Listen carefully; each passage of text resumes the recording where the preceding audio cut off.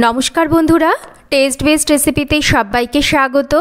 आजकेर पर्वे शेयर करते चलेछि बाटा माछेर झालेर रेसिपि और खूब सिम्पल और घरोया एकटा रान्ना, किन्तु एइभावे बाटा माछेर झाल रान्ना करले गरम भाते खेते किन्तु असाधारण लागे।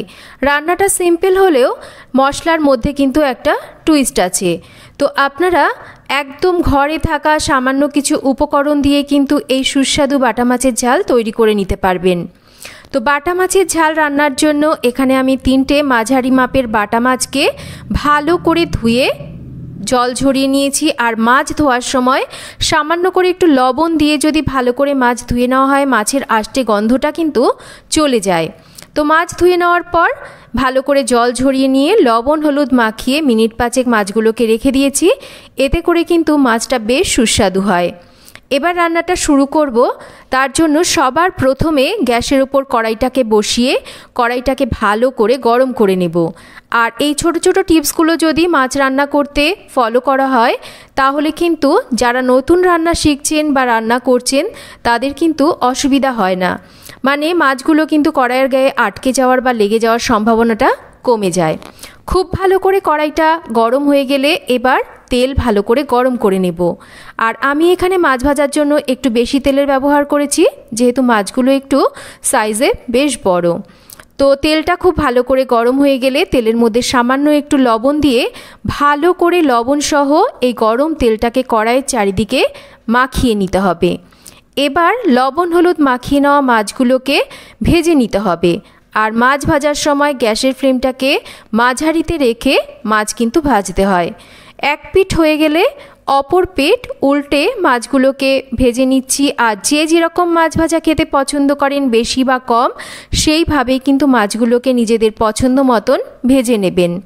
তো মাছগুলোকে আমি দুটো প্রথমে ভেজে নিয়েছি, যেহেতু কড়াইটা একটু ছোট আর সব মাছ একসাথে ভাজা যাচ্ছে না। তো বাকি যে মাছটা রয়েছে সেই মাছটাকেও কিন্তু ঠিক একইভাবে আমি মাঝারি আঁচে রেখে ভেজে তুলে নিচ্ছি। আর প্রথমেই বলেছি মাছ ভাজার সময় আমি একটু বেশি তেলের ব্যবহার করেছি, যেহেতু মাছগুলো একটু বড় সাইজের ছিল। তো এতটা তেল রান্নার জন্য প্রয়োজন নেই, আমি বেশ খানিকটা তেল কমিয়ে নিলাম। এবার তেলের মধ্যে ফোড়নে দিচ্ছি কালো জিরে আর তার সাথে 2-3টে চিড়ে নেওয়া কাঁচা লঙ্কা। কয়েক সেকেন্ড ফোড়নটাকে একটু ভেজে নিচ্ছি। ফোড়নটাকে কয়েক সেকেন্ড ভেজে নেওয়ার পর একটা কেটে নেওয়া টমেটো এবার তেলের ওপর দিয়ে দেব। তার সাথে দিয়ে দেব পরিমাণ মতন হলুদ আর স্বাদ মতন লবণ। লবণ হলুদটা এই সময় দিয়ে দিলে টমেটোটা কিন্তু খুব তাড়াতাড়ি নরম হয়ে যায়। তো মিনিট খানেক একটু লবণ হলুদ দিয়ে টমেটোটাকে একটু তেলের ওপর নাড়াচাড়া করে নিচ্ছি।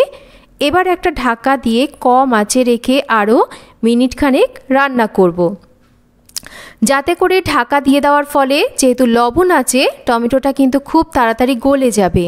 মিনিট খানেক পর আমি ঢাকাটা সরিয়ে নিচ্ছি। আর দেখুন টমেটোটা কিন্তু বেশ নরম হয়ে গেছে। এবার এর মধ্যে দিয়ে দেব সামান্য করে একটু ঝাল লঙ্কার গুঁড়ো। তো আপনারা যে যেরকম ঝাল খেতে পছন্দ করবেন ঝালটাকে কিন্তু সেই হিসাবে ব্যবহার করবেন। সামান্য করে একটু জল দিচ্ছি। এবার ভালো করে মিশিয়ে নিচ্ছি।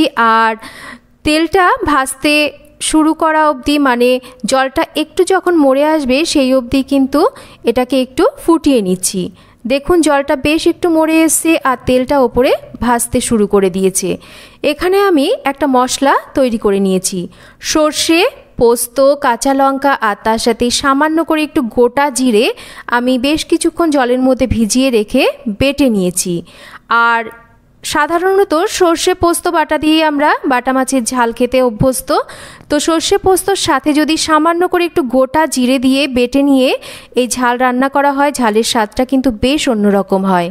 তো এবার মশলাটাকে একটু কষিয়ে নিয়েছি।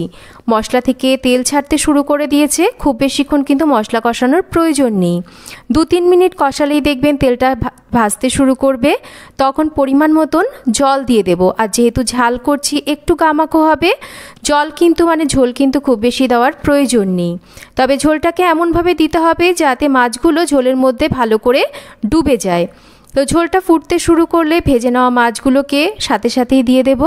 আর দেখুন মাছগুলো ঠিক এই রকম ঝোলের মধ্যে কিন্তু ডুবতে হবে, তবেই কিন্তু মাছগুলো ভালো করে সুসেদ্ধ হবে আর মাছের মধ্যে এই ঝোলটাও কিন্তু ভালো করে ঢুকবে। এবার ঢাকা দিয়ে মাঝারি আঁচে রেখে 4 থেকে 5 মিনিট রান্না করে নিলাম। 4-5 মিনিট পর আমি ঢাকাটা সরিয়ে নিচ্ছি। আমাদের মাছের ঝাল কিন্তু প্রায় হয়ে এসছে। এবার এর মধ্যে দিয়ে দিতে হবে 1 চামচ কাঁচা সর্ষের তেল।